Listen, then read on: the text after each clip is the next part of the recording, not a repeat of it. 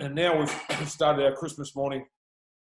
It's it's not for the homeless. It's for the lost souls. So now we started last year where I come in and cook, like 200 lots of breakfast. This year we had 200 gift bags with t-shirts and caps.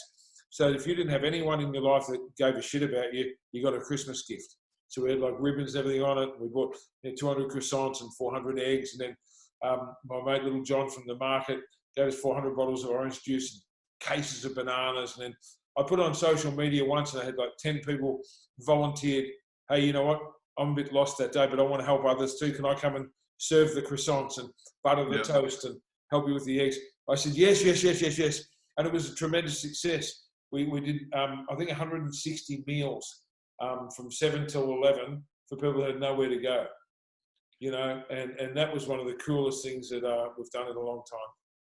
Do you think that's also one of the reasons that you maybe get along with Arnold so well? Because when you talk about all that stuff that you're mentioning now, things like that, they're about breaking the mold. And I know one of the things that Arnold's famous for with his, I think there's I'm looking up the Arnie's 7 rules for success that's on my wall up there. It's one of them is about breaking the mold. And I think that's what you've done to a T. That I used to take it, for those out there, I started training with Tony, I think at the end of 1999. Yep. So I used to see all these other gyms going 24 hours, and I'd either take a picture and send it to Tony and go, have a look at this, they're copying you now. So I took it as a bit of badge of a badge of honor for me, because I could see that you were ahead of the game in terms of what you're doing. But do you feel like that's one of the reasons why you do get along with Arnold pretty well, because you both have got that sort of mindset about breaking the molds?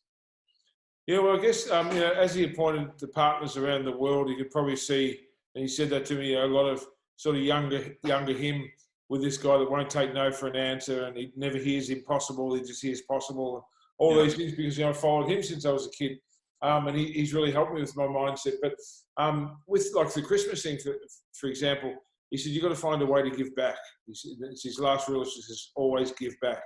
And I see him where he'd go to this same community every Christmas, and every Thanksgiving he gives like hundreds of turkeys away, and Christmas gives all these toys for kids and does this sort of thing. I thought, well, I don't want to just do what he does, I'll do what everyone else does. And of course, the charity that he's most famous for, that he still supports and he founded, was the After School All Stars. We worked out in Los Angeles that kids that were falling into crime were the ones mostly from 2-parent families where both the mum and dad worked. Traffic in LA is so bad that they'd have to take 2 hours to get to work and 2 hours to get home. So the kids would leave school at, say, 3 o'clock. Parents don't get home till 7 or 8. That's a danger zone for kids with nothing to do. So they started this charity called the After School All Stars, where they provide opportunity to do homework, get involved with sports, do tutoring, take on another subject, all this, and it's gone to every state. And it's been funded for years and all this sort of thing. And that was his thing. And I thought, well, what can I do here that no one else is doing? And then I come up with my Lost Souls Christmas breakfast. And I told him about it. He said, it's fantastic. He said, it's really, really good that you've done that. How would he say it, Tony? Fantastic. Yeah. So there is some similarities there, and I really admire the fact that he's always giving back, no matter what. And he said to me, because I've interviewed him a number of times now, which is also surreal, because he was my idol for so long, and now I've been his interviewer for so long that it's kind of surreal. But each time we do an interview, I learn something different about him, or he'll tell a story he's not told. But I remember this one time, and I said, well, out of your 3 big careers, obviously your bodybuilding and then your movies and then your politics, which one gave you the most joy, the most fulfillment? He said, it's the easiest answer in the world, politics.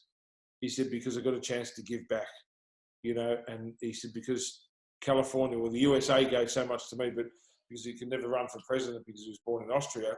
Yeah. He said that being the governor of California was the highest office that he could hold, and he wanted to give back to the people of California and set it up, and lower the greenhouse emissions and all this kind of thing, and fix the freeways and the water systems, all the things that have been broken for years and swept under the carpet, and just to make a difference. And he said he got more pleasure from public service than any movie he ever made. So I thought, well, that's probably good advice. And you know, I'm always trying to help other people and give back and all this. And it's kind of probably the direction my life's going in next, is not immediately to go into politics, but that, you know, may even happen one day, because I watch all that space carefully and I'd like to be able to give back. And,